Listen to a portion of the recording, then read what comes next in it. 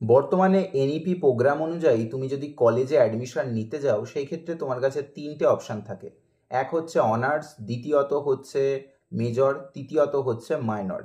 এবং এছাড়াও আরও একটা ইস্যু এসে দাঁড়ায়, সেটা হচ্ছে অনার্স উইথ রিসার্চ। আজকের ভিডিওতে পুরোপুরি বলবো ব্যাপারগুলো কি, কত বছরের কোর্স এবং কিভাবে সেগুলো পাওয়া যেতে পারে। শুরু করছি মাইনর দিয়ে। মাইনর বা কোনো একটা সাবজেক্টে তুমি যখন জেনারেলেতে অ্যাডমিশন নিচ্ছ, অর্থাৎ পাস কোর্সে অ্যাডমিশন নিচ্ছ, তখন কিন্তু থাকছে তোমার মাইনর। এই ক্ষেত্রে তোমাকে জেনারেলাইজ করে পড়তে হয়, অর্থাৎ যে যে সাবজেক্টগুলো তুমি সিলেক্ট করবে সেই সাবজেক্টগুলোই পড়বে। এক্ষেত্রে তোমার কোনো সাবজেক্ট স্পেশালাইজেশন হবে না। অর্থাৎ ধরে নাও তুমি কোনো সাবজেক্টে অনার্স নিচ্ছ, সাপোজ আমি ইংলিশ অনার্স যেমন পড়াই, ইংলিশে তুমি অনার্স নিলে বা ইংলিশে মেজরের জন্য অ্যাপ্লাই করলে সেই ক্ষেত্রে তোমার ওই সাবজেক্টের ডিটেলে পড়তে হবে, DSC paper, main core paper. But তুমি যদি মাইনর পেপারে অ্যাপ্লাই করো সেই ক্ষেত্রে তোমাকে কিন্তু ওই পেপারটা যে যে সেমিস্টারেতে আছে সেই সেমিস্টারে পড়তে হবে, বাকি সেমিস্টারে অন্য পেপার থাকবে।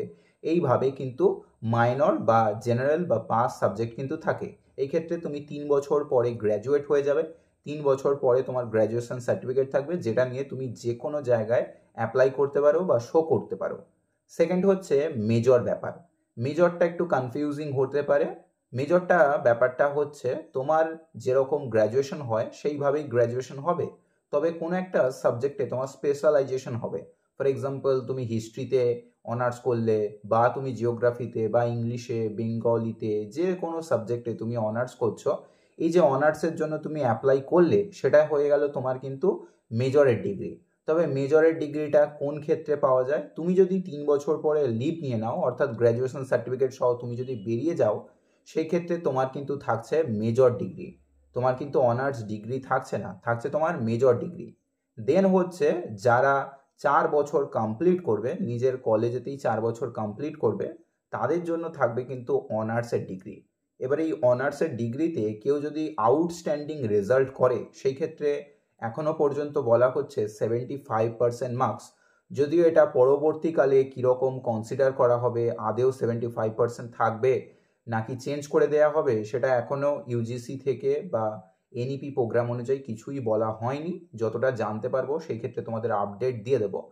তো সেই অনুযায়ী তুমি যদি 4 বছরের কমপ্লিট করো গ্র্যাজুয়েশন, তখন তুমি কিন্তু অনার্সের ডিগ্রি পাবে।